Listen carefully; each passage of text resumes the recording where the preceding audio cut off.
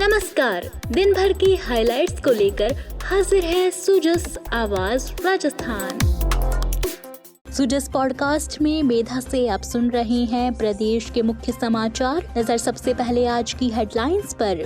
Rajasthan police अकादमी में आयोजित कार्यक्रम में केंद्रीय गृह मंत्री अमित शाह ने की शिरकत। राजस्थान पुलिस में नव चयनित 10,000 कांस्टेबलों को नियुक्ति पत्र किए वितरित।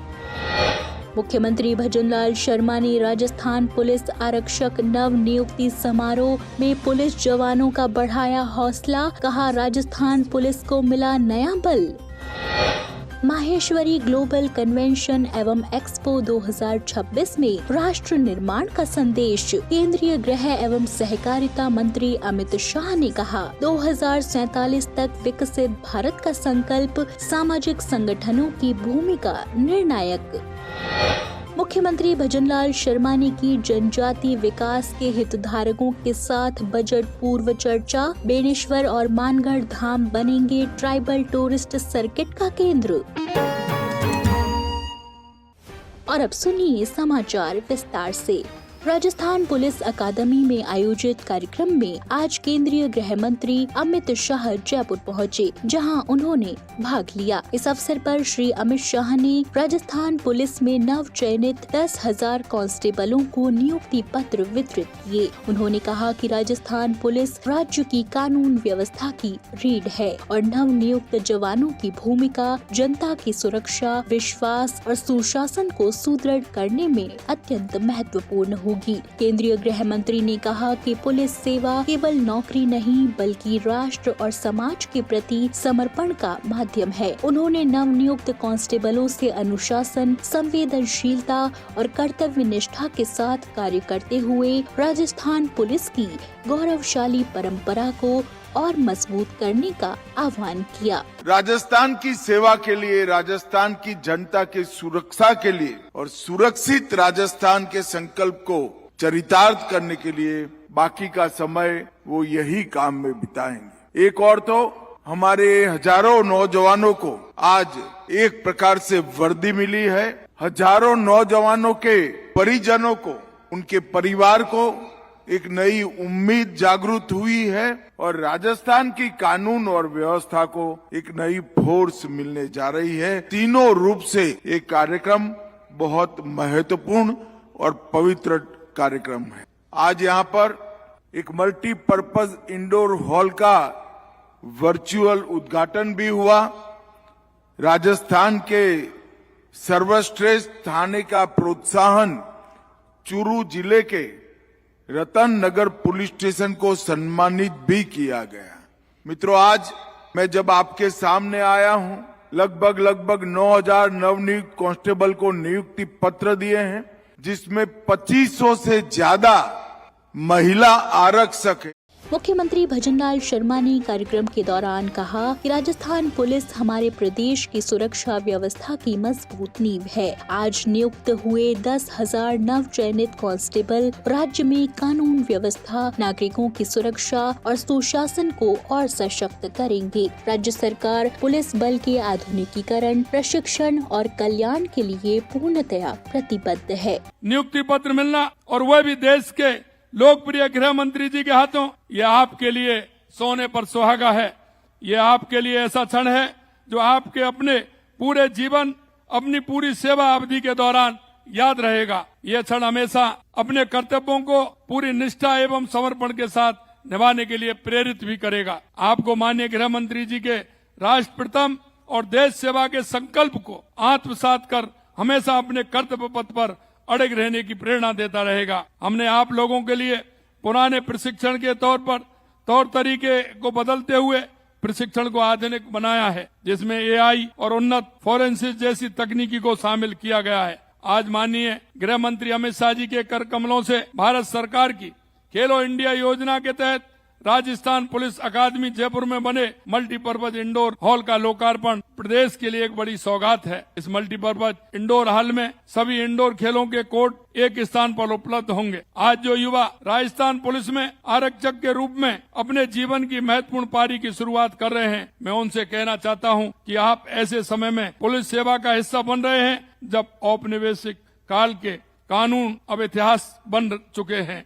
इसी कड़ी में केंद्रीय गृह एवं सहकारिता मंत्री अमित शाह ने कहा कि आत्मनिर्भर भारत के लक्ष्य को साकार करने में स्वदेशी वस्तुओं का उपयोग, देश की उत्पादन क्षमता में वृद्धि और स्वभाषा का प्रयोग सबसे महत्वपूर्ण कड़ियां हैं। उन्होंने कहा कि सामाजिक संगठनों की मजबूती से ही राष्ट्र मजबूत होता है और माहेश्वरी समाज ने सेवा, समर्पण और राष्ट्र हित के मूल्यों को सदैव आगे बढ़ाया है। श्री शाह जोधपुर के टेक्निक कॉलेज ग्राउंड में आयोजित अंतर्राष्ट्रीय माहेश्वरी महाधिवेशन को संबोधित कर रहे थे। उन्होंने कहा कि प्रधानमंत्री नरेंद्र मोदी के नेतृत्व में भारत वर्ष 2014 के बाद से तेजी से आगे बढ़ा है और 2047 तक विकसित भारत बनाने का संकल्प लेकर चल रहा है। देश की अर्थव्यवस्था 11वें स्थान से 4थे स्थान पर पहुंच चुकी है और शीघ्र ही विश्व की तीसरी सबसे बड़ी अर्थव्यवस्था बनेगी। उन्होंने कहा कि निर्यात, मैन्युफैक्चरिंग, डिजिटल लेन देन, स्टार्टअप और मोबाइल निर्माण जैसे क्षेत्रों में भारत ने वैश्विक स्तर पर मजबूत पहचान बनाई है। युवा पीढ़ी के लिए मजबूत प्लेटफॉर्म तैयार हुआ है, जिससे वे नवाचार और उद्यमिता के माध्यम से देश को आगे